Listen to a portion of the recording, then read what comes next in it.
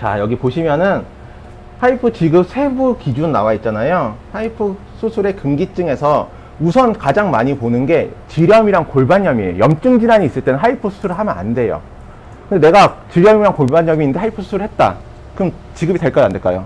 안 되겠죠. 그래서 균 검사 결과지라든지 이런 걸 확인하고 있어요, 보험회사에서. 그 다음에 또 많이 보는 게 뭐냐면은 이제 폐경을 했냐 안 했냐, 폐경 전후를 보고 폐경 후면은 이제 지급이 안 되는 거고요. 그리고 보는 게 입원 적정성이라고 해서 낮 입원 병동 6시간 이상 입원했는가. 이거 하이프도 수술이 빨리 끝나는 편이다 보니까 이것도 6시간 이상 입원했는지 여부를 진료 기록지를 통해서 확인을 하고 있고요. 이것까지 볼까 싶기도 해요. 초음파 에너지 최소 50줄 이상. 예. 근데 요거까지 보나 싶긴 한데 또 이게 세부 지침에 적혀 있는 거다 보니까 요거까지는 확인을 해주시면 될 것 같습니다. 또, 이거는 그 초음파 급여 적용일인데요. 이게 지금 보험사에서 요것도 많이 건들고 있는 것 중에 하나예요. 근데 건드는 회사가 있고 안 건드는 회사가 있다 보니까 조금 이제 회사마다 좀 차이가 있는데, 이게 시간이 지나면은 결국은 다 건들 거예요. 이게 어떤 거냐면은 이전까지는 그렇게 건들질 않았는데 요거 지금 21년 4월 1일 마지막 거 있죠, 흉부 초음파. 이때부터 건들기 좀 심각하게 건들기 시작했어요. 이게 뭐냐면은 유방 초음파 많이 봤잖아요. 정기적으로도 많이 받고 많이 봤잖아요. 근데 이게 건강보험 적용이 되는 거예요, 치료 목적일 때는.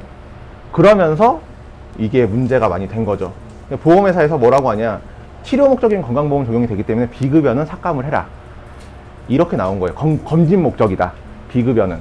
이렇게 나왔는데 이게 되게 애매한 게 치료 목적과 검진 목적이 애매해요.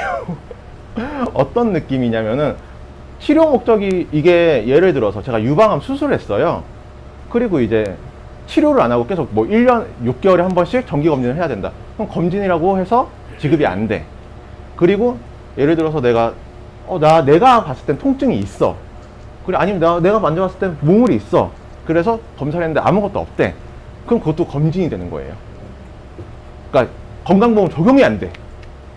그럼 보험회사에서는 처음에 뭐라고 얘기하냐면요, 병원에 가서 이게 치료 목적이시면은 병원에 가서 그거 건강보험 적용 시켜달라고 하면 건강보험 적용 시켜줄 거다. 병원 가서 변경해 오셔라. 병원 가면은 이건 안 되는 거라고 하겠죠. 이거는 뭐가 나온 게 없어갖고 되는 게 없다, 치료받은 게 없어서 되는 게 없다. 그러면 어떻게 될까요? 당연히 보험회사에서 또 이제 이거는 그럼 검진 목적이어서 안 됩니다, 이렇게 되는 거예요, 시나리오가. 그럼 저희는 뭘 해야 되죠? 미리 준비, 서류를 미리 만들어야 돼요.